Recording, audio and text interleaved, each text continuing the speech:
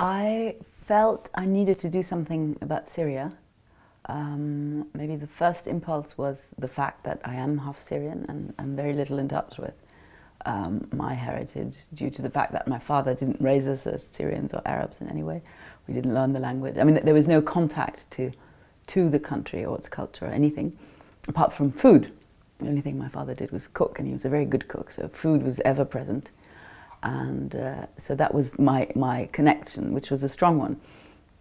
And then with the whole revolution happening, I didn't get involved, but I met a lot of people and I spoke to activists and Syrians, and all of a sudden I became very moved, I mean highly moved by this new connection, which was other than the food connection.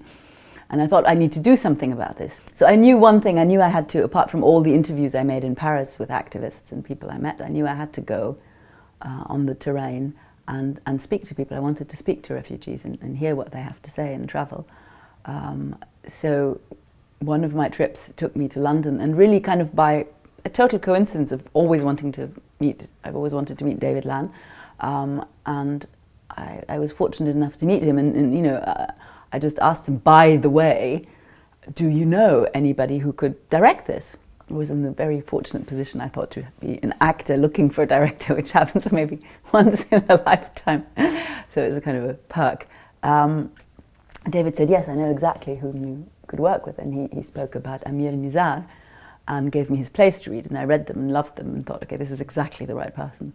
I'm sure it's not going to work because he'll be busy. And then we talked, and I mean, we Skyped, we emailed, we Skyped. So, and we did that for several months. We met in this kind of no man's land in this strange Irbid Plaza hotel, which is, Irbid is very close to the Syrian and Israeli border. So Amir came over from Israel, Palestine, and that's where we met, and that's where we interviewed more people. And we just spent 3 days non-stop seeing, talking to people, being sucked into the whole refugee situation. It was extremely moving, extremely touching, extremely joyful too. And with all this material that I'd gathered and we'd gathered together and I was filming, we then went to Haifa, and I spent a month with him in Haifa, where Amir lives, and we wrote, improvised, worked, talked, and after a month Amir had written a play.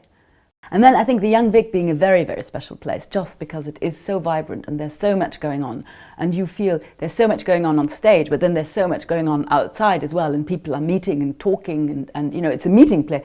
It's important for theatre to be able to meet people and exchange and to see the audience afterwards, to have that. Otherwise, you know, you do your show and there's the audience, and you can never mix and mingle, and that's important. So I think it's a place for encounters around themes, encounters in connection with artists, and it really is a place that talks about, you know, the world today. So I mean, it's a dream. It's true.